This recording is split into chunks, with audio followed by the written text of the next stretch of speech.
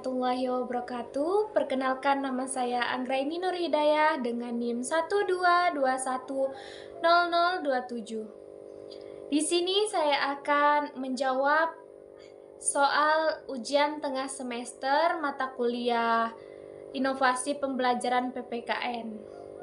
Untuk pertanyaan yang pertama yaitu, berdasarkan beberapa definisi yang diberikan, apa saja komponen utama yang harus dimiliki oleh pendidikan kewarganegaraan menurut Henry Randall White dan David Kerr? Jelaskan kesamaan dan perbedaan utama antara kedua definisi tersebut. Nah,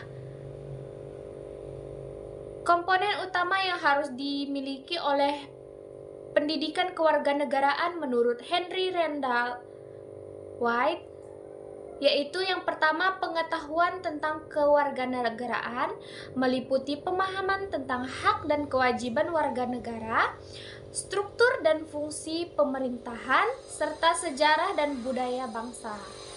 Nah, yang kedua yaitu hubungan antar manusia, meliputi kemampuan untuk berkomunikasi, bekerja sama, dan menyelesaikan konflik secara damai dengan orang lain. Nah, komponen yang ketiga yaitu hubungan manusia dengan negara, meliputi pemahaman tentang peran dan tanggung jawab warga negara dalam kehidupan berbangsa dan bernegara. Sedangkan komponen menurut David Kerr yaitu yang pertama, persiapan peran dan tanggung jawab warga negara, meliputi pengembangan pengetahuan, keterampilan, nilai-nilai yang dibutuhkan untuk menjadi warga negara yang aktif dan bertanggung jawab. Komponen yang kedua yaitu partisipasi dalam kehidupan bermasyarakat, meliputi pengembangan kemampuan untuk terlibat dalam berproses pengambilan keputusan, advokasi, dan aksi sosial. Yang ketiga yaitu pengembangan identitas nasional, meliputi pemahaman tentang sejarah, budaya, dan nilai-nilai bangsa serta pengembangan rasa cinta tanah air dan kebangsaan. Kesamaan dari keduanya yaitu baik White maupun Kerr menekankan pentingnya pengetahuan tentang kewarganegaraan dan peran serta tanggung jawab warga negara. Yang kedua yaitu keduanya melihat pendidikan kewarganegaraan sebagai proses yang mempersiapkan individu untuk menjadi anggota masyarakat yang aktif dan bertanggung jawab. Perbedaan dari keduanya yaitu yang pertama, White lebih fokus pada hubungan antar manusia dan hubungan manusia dengan negara. Sedangkan Kerr lebih fokus pada persiapan peran dan tanggung jawab warga negara serta partisipasi dalam kehidupan bermasyarakat. Yang kedua, White mendefinisikan pendidikan kewarganegaraan sebagai ilmu, sedangkan Kerr mendefinisikannya sebagai proses. Pertanyaan nomor 2. Pertanyaan nomor 2 yaitu, berikan 3 contoh inovasi dalam pembelajaran pendidikan kewarganegaraan yang dapat meningkatkan efektivitas dan relevansi pembelajaran bagi siswa. Jelaskan bagaimana setiap inovasi tersebut dapat diterapkan di dalam kelas. Nah, inovasi dalam pembelajaran PPKN yang pertama yaitu penggunaan teknologi. Contohnya simulasi dan game edukasi. Guru dapat menggunakan simulasi dan game edukasi berbasis komputer atau aplikasi smartphone untuk membantu siswa memahami konsep PKN dengan cara yang lebih menarik dan interaktif.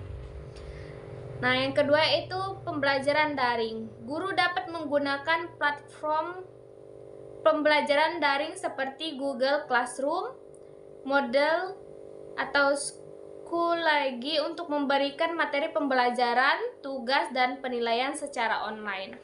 Nah, untuk inovasi yang kedua yaitu pembelajaran berbasis proyek. Siswa dapat bekerja sama dalam proyek untuk dalam kelompok untuk menyelesaikan proyek yang berkaitan dengan materi PPKN. Nah, contoh dari proyek tersebut yaitu membuat poster tentang pentingnya partisipasi masyarakat dalam pemilu. Nah, untuk inovasi yang ketiga yaitu pembelajaran kontekstual. Nah, guru dapat mengaitkan materi PPKN dengan kehidupan nyata siswa. Contohnya membahas tentang isu-isu terkini yang berkaitan dengan PPKN seperti korupsi, intoleransi, dan radikalisme. Nah, contoh yang kedua mengunjungi tempat-tempat bersejarah yang berkaitan dengan perjuangan kemerdekaan Indonesia.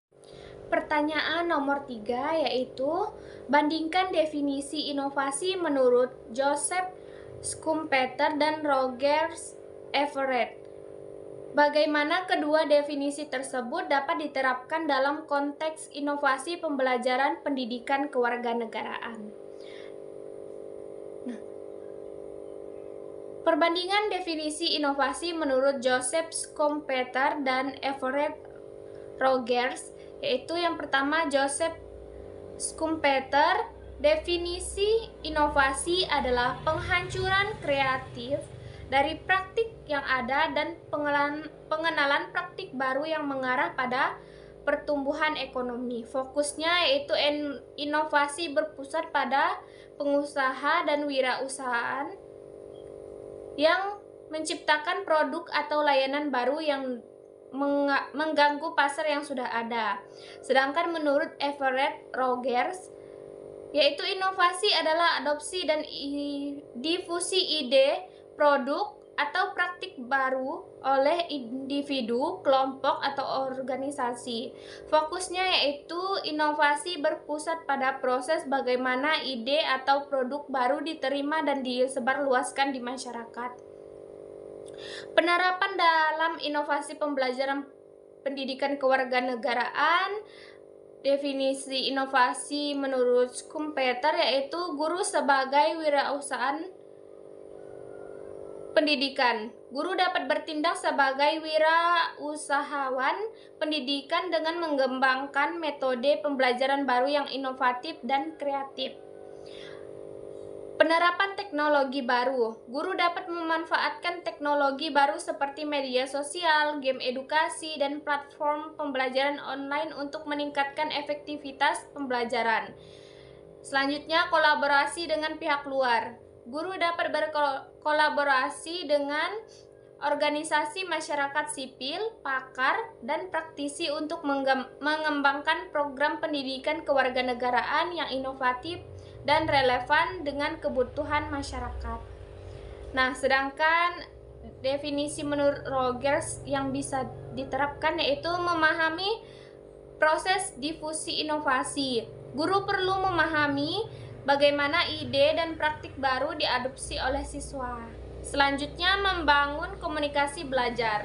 Guru dapat menciptakan komunitas belajar yang mendukung siswa dan dalam mengeksplorasi dan mengadopsi ide-ide baru tentang kewarganegaraan. Selanjutnya, menyesuaikan inovasi dengan kebutuhan siswa. Guru perlu menyesuaikan inovasi dengan konteks lokal, budaya, dan karakteristik siswa. Pertanyaan nomor 4 yaitu jelaskan manfaat pembelajaran berbasis proyek dalam pendidikan kewarganegaraan dan berikan contoh proyek yang dapat diterapkan di kelas untuk meningkatkan pemahaman siswa tentang demokrasi. Manfaat dari pembelajaran berbasis proyek dalam pendidikan kewarganegaraan yaitu yang pembelajaran berbasis proyek adalah kemampuannya untuk meningkatkan keterlibatan dan minat siswa dalam pembelajaran. Selain itu juga dapat meningkatkan keterampilan siswa dalam berbagai aspek seperti kemampuan untuk bekerja dalam tim, kemampuan komunikasi, dan kemampuan untuk mengambil keputusan. Contoh proyek yang dapat meningkatkan pemahaman siswa tentang demokrasi yang pertama yaitu membuat poster tentang partisipasi masyarakat dalam pemilu, melakukan penelitian tentang sejarah perjuangan kemerdekaan Indonesia, dan yang ketiga yaitu mengadakan simulasi sidang parlemen tentang suatu isu tertentu. Pertanyaan nomor 5, itu sebutkan dan jelaskan 2 metode penilaian otentik yang dapat digunakan dalam pembelajaran pendidikan kewarganegaraan untuk mengukur pemahaman dan keterlibatan siswa. Yang pertama yaitu portofolio. Portofolio adalah kumpulan karya siswa yang menunjukkan perkembangan pemahaman dan keterampilan mereka dalam jangka waktu tertentu. Siswa mengumpulkan berbagai karya mereka seperti tulisan refleksi tentang pengalaman belajar mereka terkait pendidikan kewarganegaraan. Guru menilai portofolio tersebut berdasarkan kriteria yang jelas dan terukur. Nah, yang kedua yaitu penilaian kinerja.